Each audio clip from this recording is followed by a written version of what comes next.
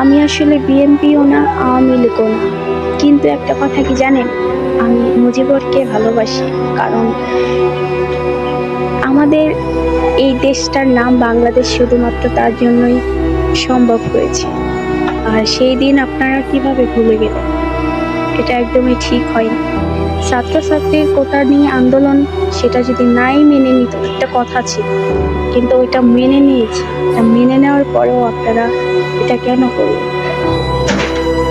আপনারা আসলে মা বোন, আপনাদের সবাইকে বলছি যারা মিছিল করেছেন, আপনারা সুরক্ষিত ছিলেন, কিন্তু এটা আপনাদের ভালো লাগেনি।